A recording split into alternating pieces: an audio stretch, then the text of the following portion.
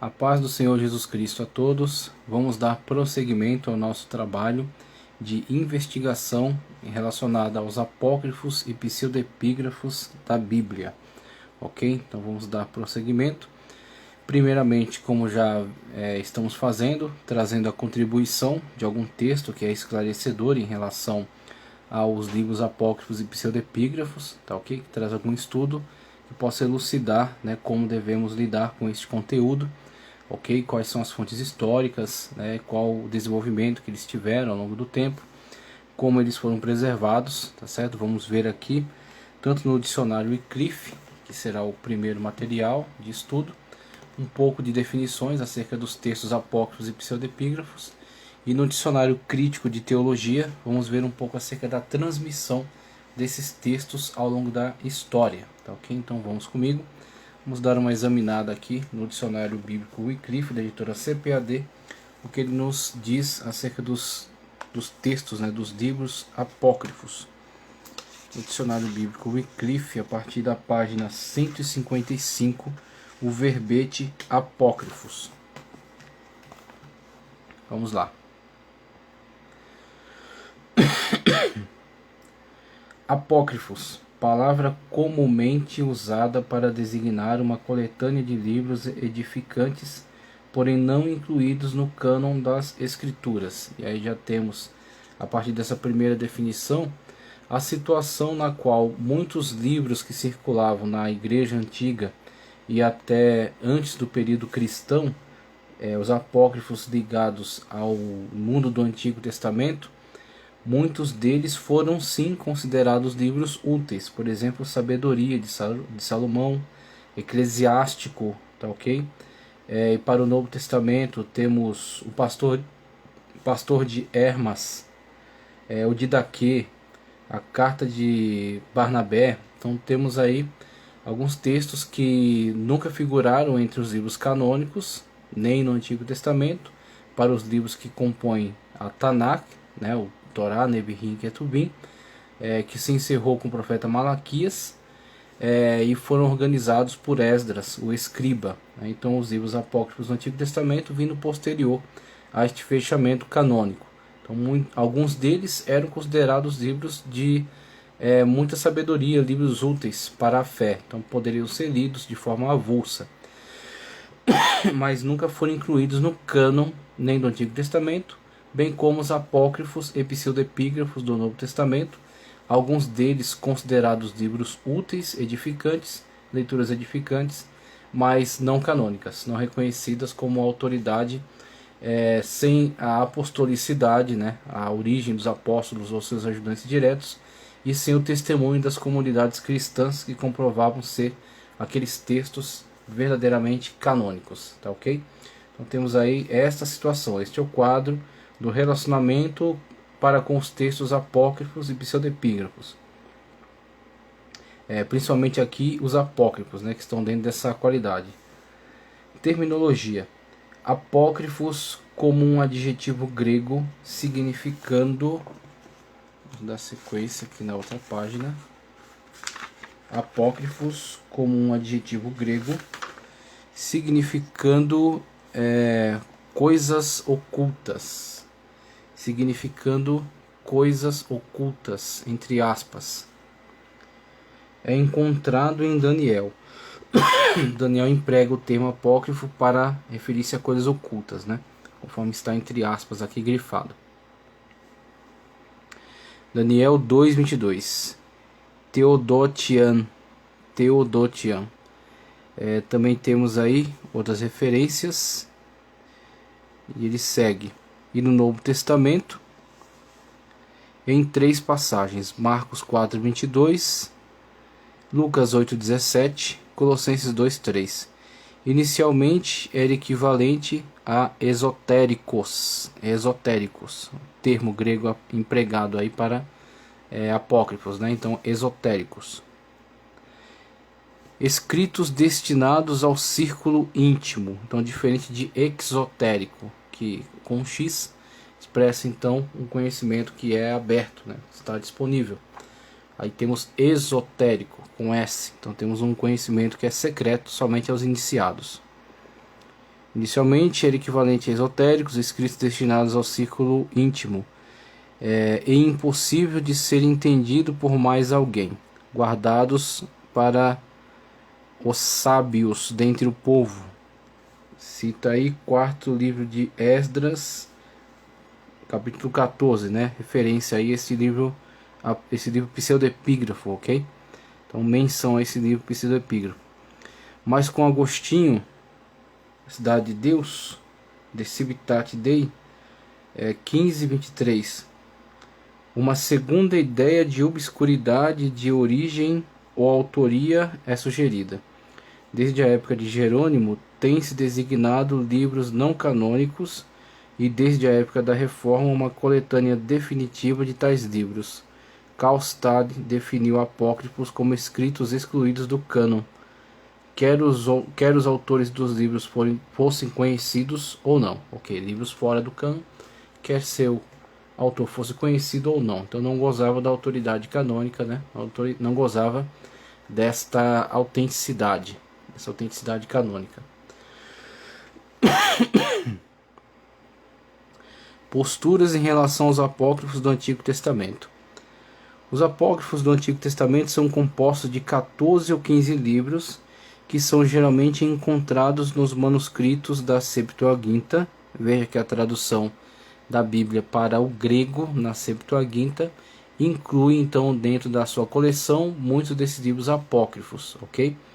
Mesmo fazendo sim uma diferença de canonicidade entre aqueles que de fato pertencem ao cânon e esses que são acréscimos como livros úteis para o conhecimento. Então já havia essa diferenciação na Septuaginta e na Vulgata, mas que não estão incluídos no cânon hebraico. A oração de Manassés, o segundo Esdras, são exceções. Esse último aparece nos manuscritos, né? Aliás, nos massoréticos.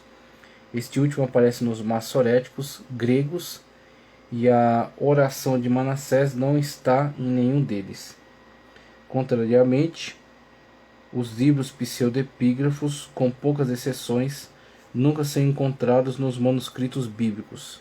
Então ele já traz aqui uma distinção muito séria entre aquilo que ele já está definido como apócrifo, ok? Então é um livro que não goza de caráter canônico, ele não é cânon, ele não é livro revelado, mas sabe-se do seu autor. Então existe essa situação em relação a muitos livros do Antigo Testamento. Por exemplo, o livro de Siraque, Sabedoria de Siraque. Então sabe-se do seu autor, foi constituído ali após o fechamento do cânon veterotestamentário, não participa do cânon, mas goza de certa autoridade. Tá, ok? Então, diferentemente dos pseudepígrafos, que são livros falsamente atribuídos a certos personagens importantes da Bíblia, como por exemplo Enoque. Temos aí muitos livros de Enoque espalhados aí pelas comunidades, né? Temos o livro de Adão e Eva, né? Temos a Ascensão de Moisés. Então, muitos livros que são atribuídos a esses personagens de forma falsa, né? O autor se esconde, então esconde sua identidade real e atribui falsamente a este autor. Então temos um pseudo, né? Pseudo-epígrafo. Vamos lá, seguindo. Ok, contrariamente, os livros pseudepígrafos, com poucas exceções, nunca são encontrados nos manuscritos bíblicos. Nenhum registro exato sobreviveu relatando o processo e a base pelas quais os livros apócrifos foram excluídos do cânon. A exclusão pelos judeus farisaicos já havia ocorrido na época de Joséfo, contra Pion I 8, que afirma que os livros canônicos são em número de 22, que equivalem aos 39 do cânon Antigo Testamento, também na Bíblia protestante, okay? Como já tenho esclarecido em alguns vídeos, contam-se 22 livros para o cânon hebraico devido a mesclas que eles fazem, né? Por exemplo, pegam os profetas e juntam num livro, pegam os profetas menores e juntam num livro só 12 livros unificados, né? Que conta apenas como um. 1º e 2º Samuel também unem, 1º e 2º Reis também é unido, 1º e 2º Crônicas também. Então temos aí a unificação desses livros, assim a contagem será menor, né, para o cânon hebraico, mas equivalendo ao mesmo conteúdo do cânon protestante, tá ok? Diferentemente do cânon católico, que inclui pelo menos 7 apócrifos e alguns acréscimos a outros livros. Os 22 e que datam entre a época de Moisés e Artaxerxes, os livros apócrifos comumente datados do século II a.C. até o século I d.C. Eram muito posteriores para serem aceitos. Alguns dos livros têm erros históricos e representam ética e teologia questionáveis. A lista mais antiga do cânon do Antigo Testamento, Melito de Sardes, confira Eusébio, História Eclesiástica 6, 26-14. Não inclui os apócrifos. Nenhum livro dos apócrifos é citado diretamente no Novo Testamento, mas os livros são frequentemente citados pelos primeiros escritores cristãos. Nas igrejas orientais e ocidentais, os livros vieram a formar uma parte integrante do cânon e foram espalhados por todo o Antigo Testamento, geralmente colocados perto dos livros com os quais eles têm afinidade. Aí foram inseridos, né, ao longo da história, com as produções canônicas, né, que vieram posteriormente, as organizações canônicas, né, alguns deles inseriram os livros apócrifos entre os livros que eram já considerados canônicos, então, causando, né, confusão em relação a esta aproximação do conteúdo apócrifo com o conteúdo canônico, tá ok? Os apócrifos do Antigo Testamento tinham principalmente, vamos lá, os apócrifos do Antigo Testamento lidam principalmente com pessoas, eventos e temas intimamente relacionados ao Antigo Testamento e às figuras pós-Antigo Testamento. Embora compostos por escritores judeus, provavelmente em hebraico e aramaico, embora comunidades como o Grupo do Mar Morto, os essênios, né, possuíssem um número indefinido de livros excluídos, os apócrifos têm sido grandemente preservados pelos cristãos. No entanto, apesar da ameaça de Akiba de que aquele que ler os livros excluídos não fará parte do mundo futuro, houve traduções judaicas medievais de alguns dos livros. Os apócrifos têm exercido uma influência considerável.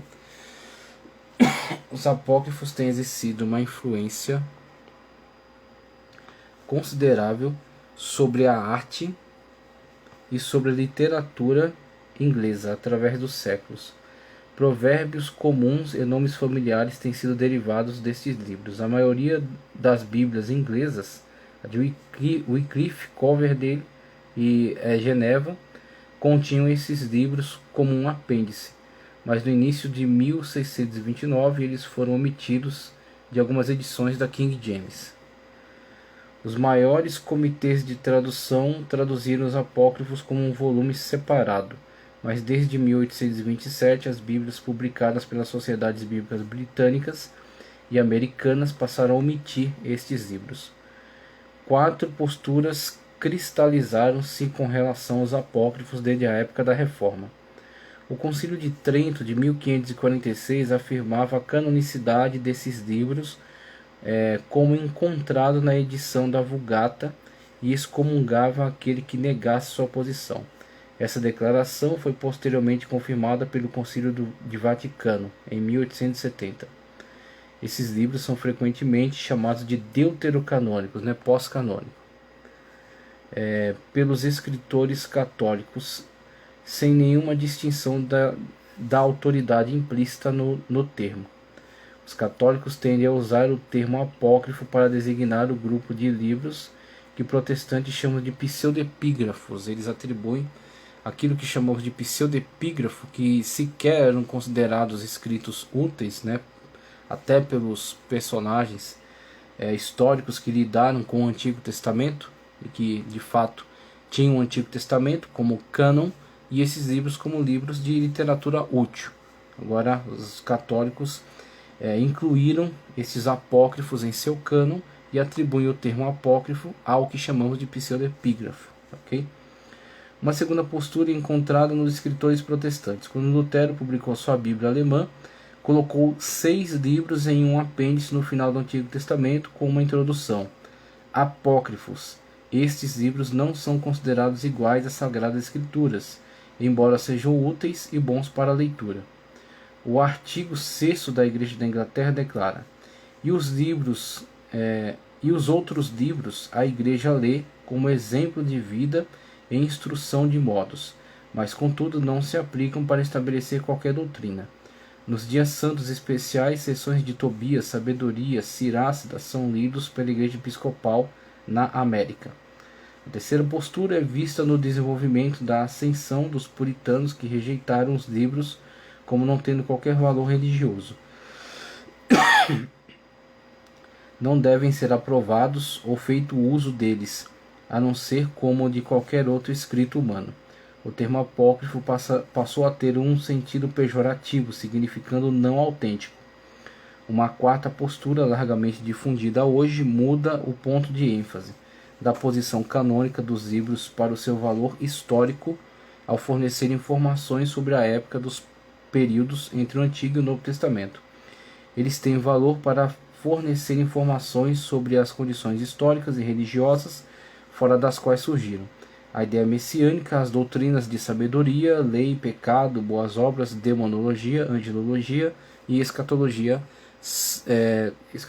são todas tratados. Okay? Então, inclusive, é um pouco da ênfase, né? Esse quarto ponto é um pouco da ênfase que queremos destacar aqui também. Então, com esse trabalho de investigação, de desmistificação, tá certo? Desse conteúdo apócrifo, e também de investigação sobre o pensamento da época, como pensavam esses autores que não participaram do cânon e que constroem as suas ideias, sua linguagem, né? Constroem seus textos, aproveitando então do que circulava na época, né? Como pensamento, então expressando esses pensamentos nessas páginas, né? Então podemos como que ler um pouco de qual era a situação na época, né? A situação desses escritores, né? Quais eram os pensamentos adotados, né? As linhas de pensamento adotadas por esses escritores. Vamos lá. Conteúdo dos apócrifos do Antigo Testamento. Primeiro Esdras é um exame narrativo de eventos paralelo à narrativa de Esdras e Neemias, acerca de Zorobabel e do retorno de Esdras e seu trabalho. A parte mais bonita é a história dos 3 guardas que discutem sobre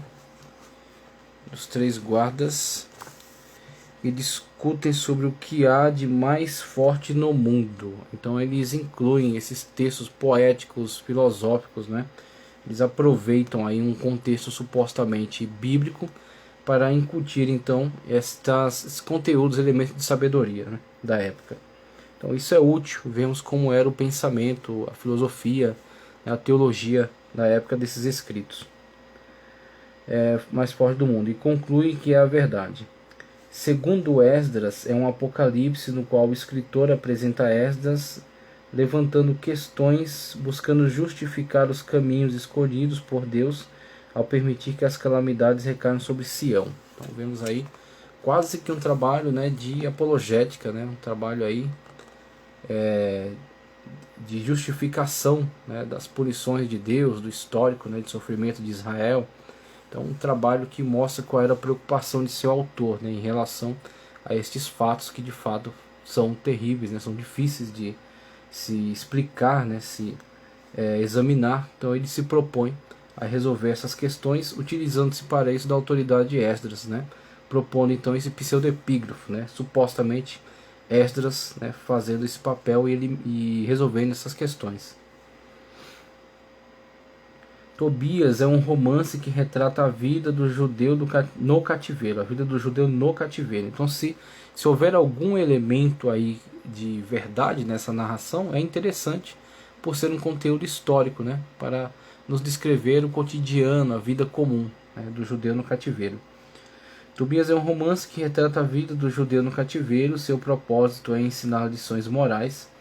A oração e a doação de esmolas são louvadas. O dever de enterrar os mortos, de casar-se dentro do judaísmo é apresentado. Judite é uma curta história patriótica exaltando os feitos de uma viúva judia que libertou seu povo da mesma forma que Esther trouxe libertação. As adições a Esther são 6 passagens suplementares acrescentadas para completar a história canônica. Elas devem ser lidas em seu lugar próprio da história, como se encontram na Septuaginta, ao invés de uma coletânea em seu final, como a RSV, a fim de ser inteligível. Elas acrescentam uma nota religiosa a um livro que de outra forma seria secular. O livro Sabedoria de Salomão consiste de uma literatura do tipo sabedoria, na qual se zomba da idolatria e se louva a sabedoria. O destino dos judeus e dos ímpios é contrastado. Eclesiástico é uma coletânea variada de sábios provérbios que trata de todas as áreas da vida. Provérbios é o paralelo canônico mais próximo. O livro termina com o louvor dos pais, que examina os méritos dos valores do Antigo Testamento. Baruque é um lamento sobre a queda de Jerusalém, que confessa a culpa de Israel e promete uma restauração de uma maneira profética. A carta de Jeremias é uma sátira sobre a loucura e as tolices da idolatria. A oração de Azarias é um acréscimo de Daniel, que pretende expressar os sentimentos dos 3 judeus enquanto estavam na fornalha de fogo ardente. Susana é uma história reveladora criada para exaltar a sabedoria de Daniel, que demonstra a inocência da mulher falsamente acusada. Bel e o dragão também exalta a sabedoria de Daniel e satiriza a idolatria. A oração de Manassés pretende expressar a penitência do rei mais ímpio do Antigo Testamento. O tema é sugerido por segundo Crônicas 33:12, segundo Crônicas 33:12, né, para amarrar aí o gancho, né, que é aproveitado para a construção do livro chamado Oração de Manassés. Primeiro livro dos Macabeus é uma narrativa de eventos que levam à revolta macabeana e ao seu encobrimento. O livro é uma fonte histórica de considerável mérito. Ok. Segundo Macabeus, cobre o mesmo material como a primeira parte de Primeiro Macabeus, mas acrescenta sentimentos religiosos e tentativas de demonstrar que o milagre desempenhou um importante papel na vitória. Veja Macabeus. Tem uma nota específica, né, para esse conteúdo aqui do livro de Macabeus. Apócrifos do Novo Testamento. Os apócrifos do Novo Testamento são um corpo de literatura de linhas indefinidas. Vamos ver aqui. Aqui está enquadrado. Um corpo de literatura de limites indefinidos. Corpo de literatura de limites indefinidos. Eles se diferenciam dos apócrifos do Antigo Testamento por serem raramente encontrados nos manuscritos bíblicos. Então há uma rejeição mais forte em relação ao Novo Testamento, né, que não inclui esses textos no seu cânon, tá certo? Que de fato, de maneira muito rara, inclui alguns desses textos. Somente alguns cânons aí de algumas igrejas, muito raro, tá ok? Se eu não me engano, o cânon etíope acrescenta alguma coisa, cânon armeno, uma coisa assim. Eles se diferenciam dos apócrifos do Antigo Testamento por serem raramente encontrados nos manuscritos bíblicos. Em geral, as categorias tratadas reúnem-se nos períodos iniciais e paixões dos evangelhos, Atos, Cartas e Apocalipse. É improvável que eles preservem quaisquer feitos ou palavras autênticos de seus heróis. Então há um afastamento muito grande, né, da realidade. Você tem um conteúdo muito misturado com o gnosticismo, com movimentos terrivelmente heréticos, tá certo? Que estavam desenvolvendo nessa época e tentando penetrar as comunidades cristãs. Então utilizam-se muitas das vezes desses recursos de constituir livros apócrifos e pseudepígrafos e por meio deles tentar influenciar, tá ok? Tentar influenciar a comunidade cristã. Vamos lá, por serem raramente encontrados nos manuscritos bíblicos. Em geral, as categorias tratadas reúnem-se nos períodos. Em geral, as categorias tratadas reúnem-se nos períodos iniciais e paixões dos evangelhos, já li. É improvável que eles preservem quaisquer feitos ou palavras autênticos de seus heróis. Antes são são amplificações de temas sugeridos pelos livros canônicos. Os escritos tentaram fornecer informações sobre períodos em que o material bíblico é desejado, tais como os anos ocultos da vida de Jesus, ou detalhes sobre o que o homem que foi arrebatado até o terceiro céu poderia ter visto, segundo de Coríntios 12:2. O elemento miraculoso é geralmente destacado. Os livros tendem a fazer propaganda de opiniões que os escritores pensaram ser significativas. Antigos hereges usaram esses meios para divulgar suas opiniões. Aí está, conforme eu já havia falado. Para divulgar suas opiniões. Antigos hereges usaram esses meios para divulgar suas opiniões. Em 1947, o material conhecido desse tipo foi consideravelmente aumentado pela descoberta de uma biblioteca gnóstica no Egito. Contendo porções de 13 cláusulas adicionais em copta. 13 cláusulas adicionais em copta, uma língua que foi falada, no Egito, uma língua comum, língua popular. Pensa-se que antes destes existiram materiais gregos que podem ser datados do século II da Era Cristã. Veja Xenoboscion, Gnosticismo.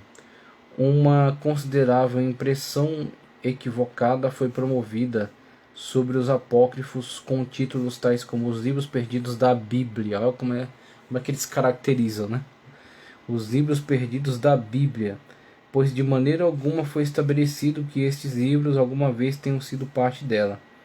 Alguns escritos apócrifos do Novo Testamento já eram conhecidos dos patriarcas da Igreja primitiva. Por outro lado, a composição desse tipo de material continua até os dias modernos. Os materiais do período inicial são apresentados mais satisfatoriamente na edição de M.R. James, enquanto exemplos modernos são avaliados por E.J. Goldspeed, ok? Então temos aí a nota esclarecedora, acerca dos apócrifos, até com algumas definições sobre conteúdo de alguns apócrifos do Antigo Testamento, tá certo? Alguns pseudepígrafos, e a situação para com os apócrifos e pseudepígrafos relacionados ao Novo Testamento, com um afastamento muito maior do conteúdo original e, na verdade, uma licença que eles dão a si mesmos para especular em relação a algumas lacunas, tá certo? De abordagem, em relação a alguns períodos dos evangelhos, em Atos, nas cartas, Apocalipse. Então eles trabalham dentro dessas lacunas, construindo conteúdo a partir dos seus interesses, muitas das vezes promovendo heresias, como o gnosticismo e outras seitas que se proliferavam na época, usando isso como material propagandístico, tá ok? Então temos aí, essa foi a contribuição de Wycliffe. Para a próxima, traremos contribuição do Dicionário Crítico de Teologia. Agora vamos partir para o texto apócrifo que está sob a nossa investigação no momento, Vamos ler aqui o texto apócrifo do livro de Adão e Eva. Já estamos aí no capítulo 3, ok? Estamos no capítulo 3, então vamos fazer a leitura deste capítulo do apócrifo, do pseudepígrafo do livro de Adão e Eva, e fazer um contraponto com o texto canônico em relação às informações que são apresentadas aqui e como que a Sagrada Escritura nos coloca as mesmas informações, tá certo? Então, primeiro, pseudepígrafo, livro de Adão e Eva, capítulo 3, nos diz o seguinte: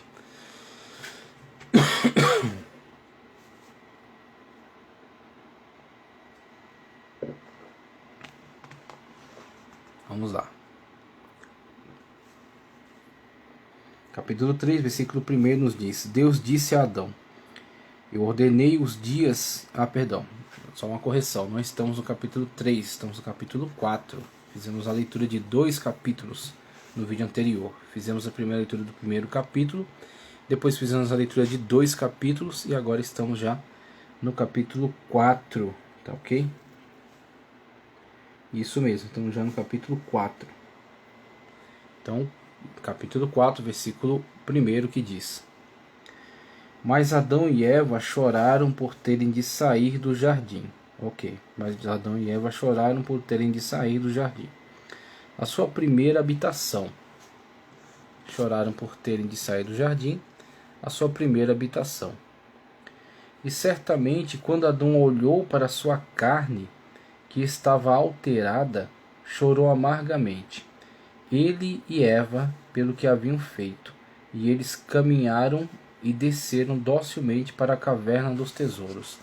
E aí você se recorda que, como já foi abordado, né, por Adão, esse suposto Adão aqui, né, no capítulo 3, ele refere-se aos seus corpos como sendo corpos luminosos, tá ok? Então, com isso já temos algumas características que podem ser comparadas a certas ideias que circulavam na época, principalmente dentre os grupos gnósticos, na qual parte da teologia grega, a teologia grega politeísta, né, pagã, já presente, que afirmava ser a matéria inerentemente má, tá ok? Então esse dualismo, né, entre matéria e espírito, sendo a matéria então inerentemente má, e sendo o corpo composto de matéria, então o corpo também mal desde o princípio, tá ok? A partir dessa ideia nós vemos aqui este reflexo, uma vez que Adão, então, antes do pecado, presente no Éden, seria composto de uma matéria diferente, que agora manifesta-se com outras características, né? Sofrendo então uma metamorfose, né? Como que uma metamorfose, saindo daquele corpo glorioso para um corpo comum.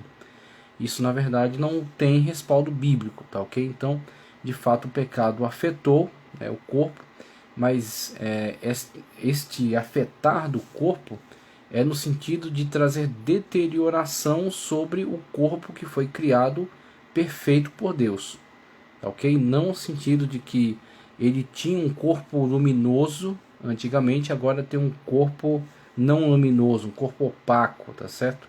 Mas sim no sentido de que este corpo que foi criado perfeito agora está em deterioração. É isso que vemos na Sagrada Escritura. Então, primeiro a morte espiritual, que o afasta de Deus, e depois a morte física, que interrompe então com a sua vida, né, com o processo de vida. Então temos aí o corpo que foi criado perfeito, então nada dessa ideia de matéria como inerentemente má, mas tudo que foi criado bom, como o próprio Deus disse, e tudo que foi criado pelo Verbo Divino foi criado bom, tá ok? Então o corpo humano também participava deste bem, também era um corpo perfeito, sendo agora atingido pelo pecado, né, e tendendo agora para a morte. Ao chegarem Adão lamentou-se e disse a Eva: olha para esta caverna que será nossa prisão. Neste mundo é um lugar de castigo. Que é isto comparado com o jardim?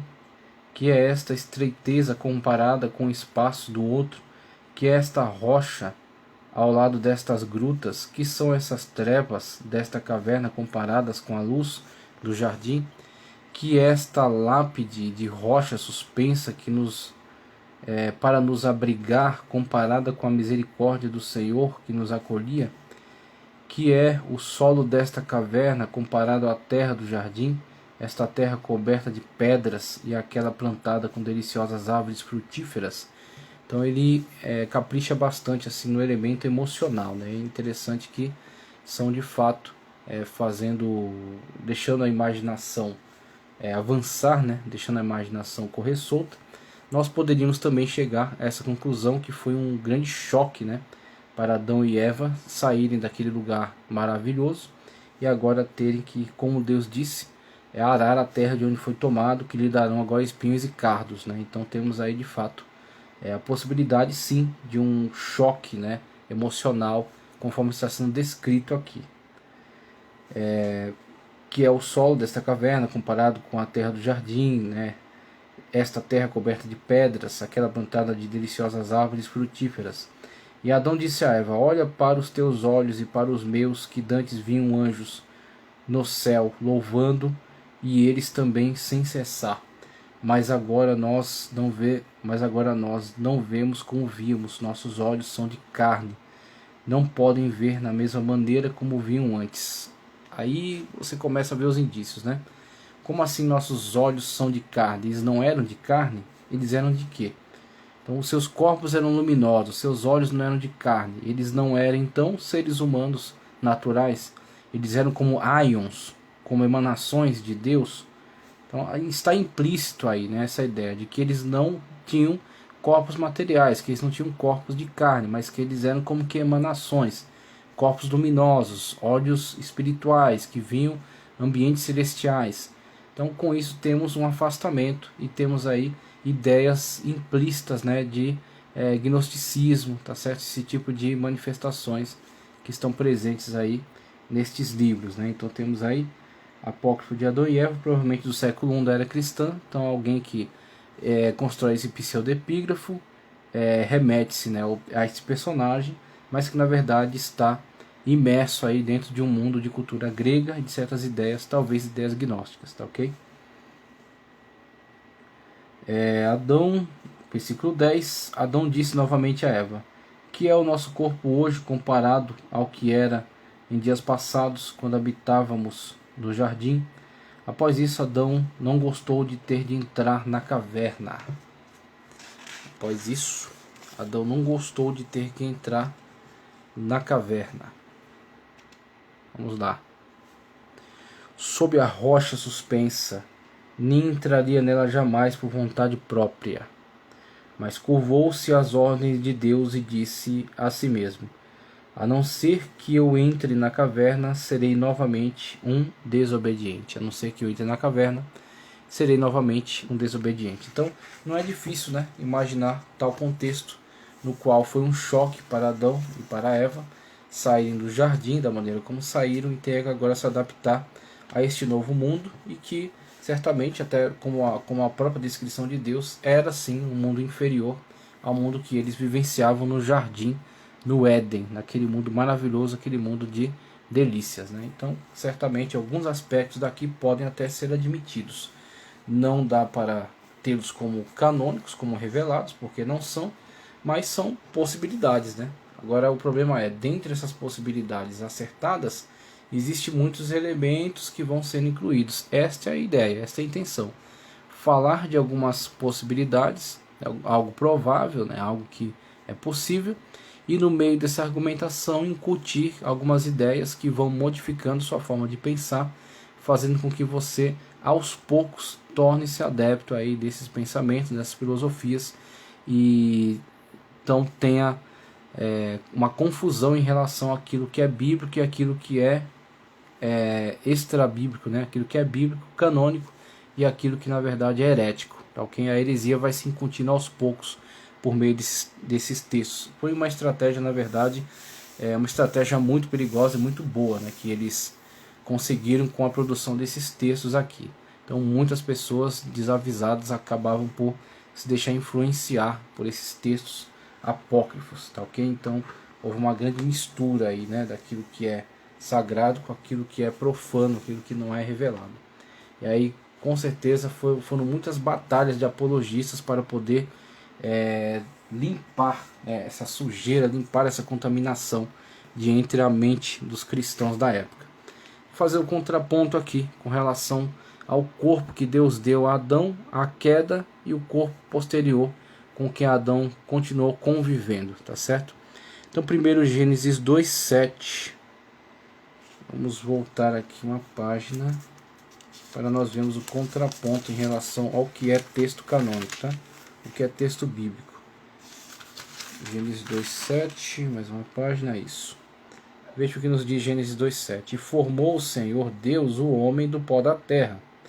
E formou o Senhor Deus o homem do pó da terra, e soprou em seus narizes o fôlego da vida, e o homem foi feito alma vivente. Então essa é a descrição da formação do pó da terra, formou e soprou nele, tornou-se então alma vivente. Então ele é um corpo, ok?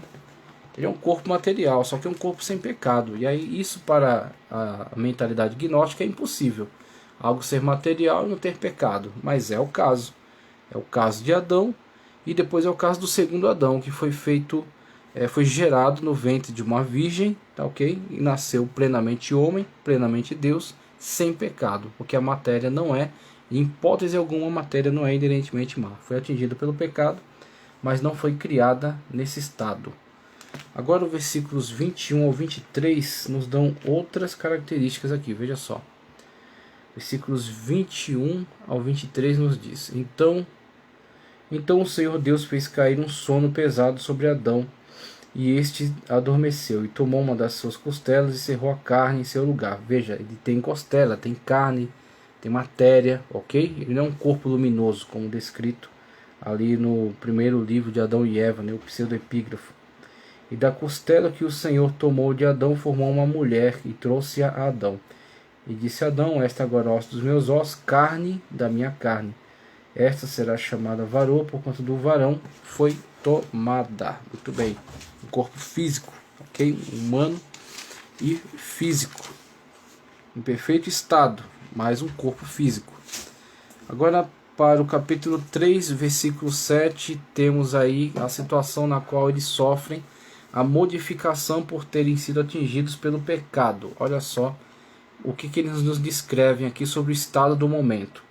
Capítulo 3, versículo 7. Então foram abertos os olhos de ambos e conheceram que estavam nus. E coseram folhas de figueira e fizeram para si aventais. Então, diferentemente do que é descrito no Adão apócrifo, no qual ele alega que seus olhos tinham a capacidade, não eram como olhos de carne. Então, do que eram, né? Não eram como esses olhos de carne e enxergavam as dimensões celestiais, inclusive os anjos louvando a Deus. Então temos aí acréscimo, temos elemento estranho, porque na Sagrada Escritura o homem e a mulher são de carne e osso, seus olhos foram sempre de carne, e o que acontece agora é que aqueles olhos que olhavam com pureza, olhavam, né, com um sentimento limpo, puro, um sentimento sem qualquer tipo de algo negativo, agora está imbuído de uma visão promíscua, está imbuído de uma visão agora concupiscente, né, pecaminosa. Então ele envergonha-se do que ele pensa acerca daquilo que ele vê, como se tivesse havido alguma mudança física, mas não, houve uma mudança espiritual, uma morte, ele morreu espiritualmente, está vendo agora de forma distorcida, tá ok? É isso que nós temos aí no texto sagrado. Para fechar, os versículos 17 e 19 nos dão o seguinte quadro aqui, ó, versículos 17 e 19. E Adão disse: Portanto, deste ouvidos à voz da tua mulher, e comeste da árvore de que te ordenei, dizendo: Não comerás dela, maldita é a terra por causa de ti, com dor comerás dela todos os dias da tua vida. Espinhos e cardos também te produzirá, e comerás da erva do campo. No suor do teu rosto comerás o teu pão, até que te tornes a terra, porque dela foste tomado, porquanto és pó, e em pó te tornarás. Eis aqui o Adão e a Eva, conforme texto canônico, texto sagrado, lido aqui na Bíblia Sagrada, na Bíblia de Estudo Defesa da Fé, editora CPAD, Almeida Revista e Corrigida, tá ok? Então não tem nada na Sagrada Escritura acerca de corpo glorioso de Adão e Eva no Éden, de olhos não carnais que observam as esferas celestiais, nada disso consta na Sagrada Escritura, e sim dois seres humanos criados perfeitos, vivendo num ambiente maravilhoso, que desobedeceram a Deus, agora sofreram a deterioração da sua carne, mas primeiro já sofreram a morte espiritual, e que agora partirão para uma terra, a terra de onde foram tomados, que não tem as facilidades do Éden, que produzirá espinhos e cardos, né, mas que será então suficiente para a continuidade de suas vidas, uma vez que estão debaixo da misericórdia de Deus. Misericórdia essa que levou Deus a sacrificar um animal e com ele, com a sua pele, produzir túnicas para Adão e Eva, tá ok? Então temos aí a punição, mas também a misericórdia e o texto canônico nos direcionando corretamente, tá certo? Para não nos confundirmos nesses elementos místicos, ocultos, que estão nos apócrifos e pseudepígrafos. Agradeço por ter ficado até aqui, tá certo? Que os estudos possam continuar te ajudando, te fortalecendo, te esclarecendo em relação a esses textos, desmistificando os apócrifos e investigando esses documentos.